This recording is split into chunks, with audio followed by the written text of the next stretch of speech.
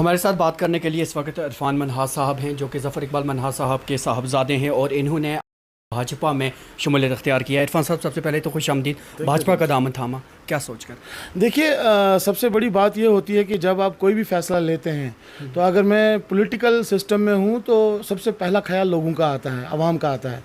तो जब उनकी प्रॉब्लम्स को देखते हैं कि जो रोज़मर्रा की प्रॉब्लम्स हैं या जिस तरीके से कुछ चीज़ों की अभी भी कमी है हमारे डिस्ट्रिक्ट में, तो उन सभी चीज़ों को मद्देनज़र रख के, लोगों के एहसासात को मद्देनज़र रख के इस तरीके का जो फ़ैसला है वो मैंने लिया है ग्राउंड पे। या ख़ास तौर से जम्मू कश्मीर में 2019 के बाद जिस तरीके का माहौल बना है, जिस तरीके का एक शांति का माहौल है, जहाँ पे हमारे जो यंग लड़के हैं, यूथ हैं, वो अपने अपने कामों में लगे हुए हैं, वो अपने माँ बाप के पास सेफ एंड साउंड हैं, तो कहीं ना कहीं ये भी एक बहुत बड़ी बात है कि हमारे बच्चे जो हैं आज वो चैन से स्कूल जा रहे हैं, स्कूल बंद नहीं है। एक उससे भी बड़ी बात है, हमारी ट्रेडर बॉडी इस वक्त जो है अपना काम कर रही है। वो हड़ताल जिनकी वजह से 6-6 दिन 7-7 दिन बंद हो जाता था, उनका रोज़गार बंद हो जाता था। तो कहीं ना कहीं टूरिज़्म जो फ़्लो है इस वक्त, इन सारी चीज़ों की तरफ जब आप देखते हैं तो आप भी कोशिश करते हैं आप उस जगह जुड़ें जहाँ पे आप भी अपना योगदान जो है लोगों के लिए दें। आपने पार्टी एक ऐसे वक्त में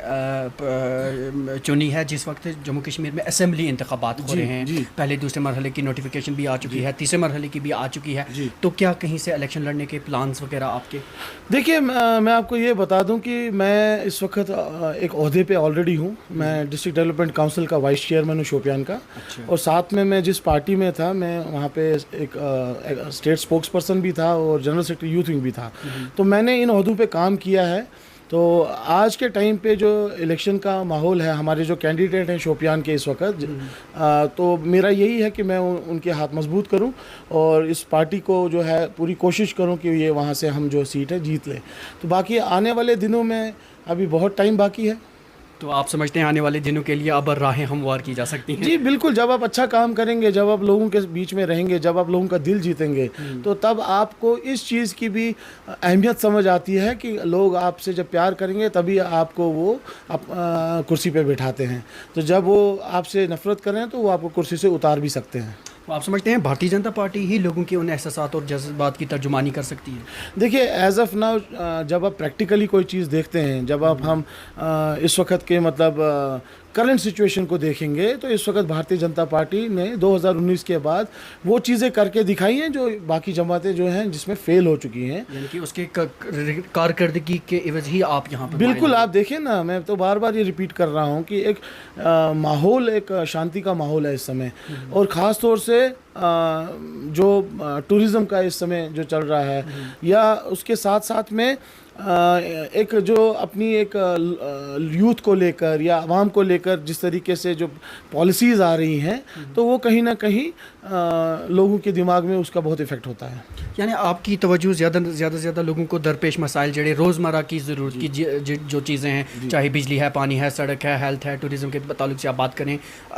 अपोजिशन वाले जो है दीगर जो हैं वो बड़े काज की बात करते हैं जी 370 की बात है, 35 से आपकी प्रायोरिटी? देखिए, 370 तो हमने उनको बार बार पूछा था। जब मैं दूसरी जमात में था तब भी पूछता था कि यार हमें ये रास्ता दिखाओ या आपका रोड मैप दिखाओ, 370 वापस कैसे ला रहे हो, हम भी चल पड़ेंगे आपके साथ। लेकिन देखिए, आज नौजवानों को ये बात समझ आ गई है कि उनको वक्तन फ़वक्तन इन जमातों ने बेवकूफ़ बनाया है और सिर्फ झूठ की सियासत की है।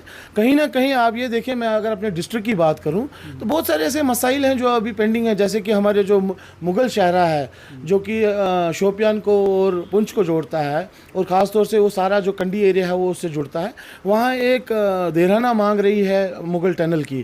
तो ऑल वेदर टनल जो है वो भी बाकी है। तो इसके लिए आपकी जदोजहद रहेगी? इसी तरीके से केसीसी के जो लोन्स की इस वक्त मतलब लोगों को जो मार है, जो वो लोग चाहते हैं कि उस बोझ से वो उतर जाएं। या जो बिजली का इस वक्त जो बहरान है कि बिजली के जो बिल आसमान को छू रहे हैं, तो कहीं ना कहीं लोगों को उम्मीदें हैं कि वो उनमें जो है कमी की जाए या उनको एक स्टैंडर्ड रेट पे किया जाए।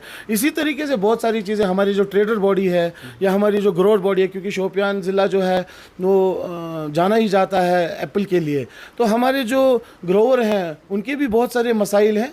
तो मैं पूरी कोशिश यही करूँगा कि जो ये मुद्दे हैं जो लोगों से जुड़े हुए हैं। बाकी सड़क, बिजली, पानी ये रूटीन मामले तो हैं, ऐसा नहीं है कि कोई बोलेगा ये नहीं है मामले, आज भी ये मामले बहुत जगह पे हैं।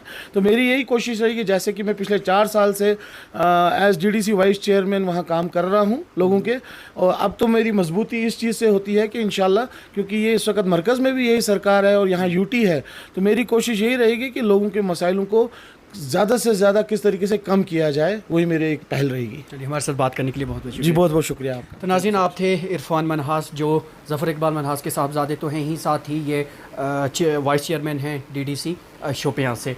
दैनिक सवेरा के लिए श्रीनगर से कैमरामैन यसरफ खान के साथ मैं ज़ुबैर कुरैशी। देश दुनिया की हर खबर सबसे पहले देखने के लिए फॉलो करें Dainik Savera TV, YouTube, Facebook, Instagram, X और व्हाट्सएप चैनल पर।